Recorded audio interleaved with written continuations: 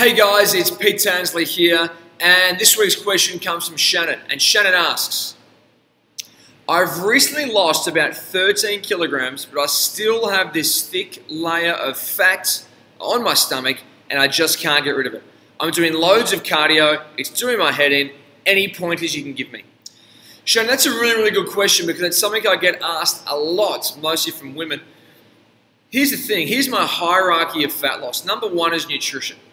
So we've really got to dial in your nutrition, making sure the calories are either not too high or too low because they can both be detrimental, making sure carbohydrates are at the right time of the day, and getting your body more insulin sensitive, which I'll come back to in a tick, is really the number one goal with nutrition. So that's level one of the hierarchy.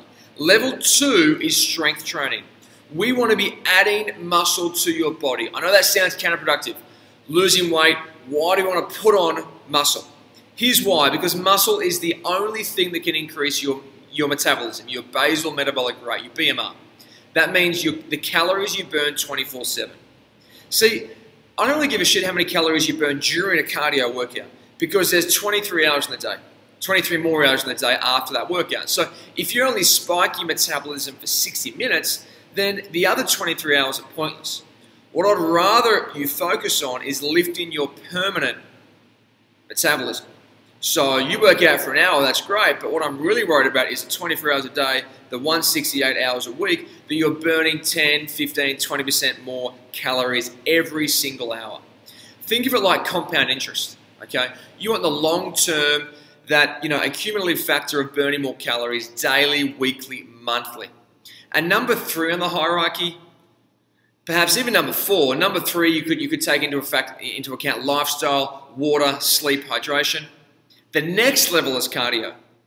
So cardio is last on my hierarchy. So to recap, it's nutrition 1, strength training 2, lifestyle, sleep, recovery 3, and cardio is a distant 4th. Most people screw that up and have cardio at the top. They try to out-Zumba, out-run, out-aerobicize a bad diet, a bad training plan.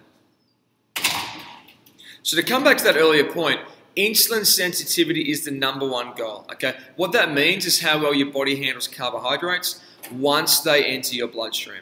So if you have shitty insulin sensitivity, it means you're more prone to put on body fat, okay? If you have good insulin sensitivity, it's going to help you get lean, it's going to help you process the food that you eat, and it's going to control your hunger and your sugar cravings throughout the day. So how do you do that? Generally with most people, and again, without knowing more about you, it's hard to do this, but generally we reduce carbohydrates except for post-strength training.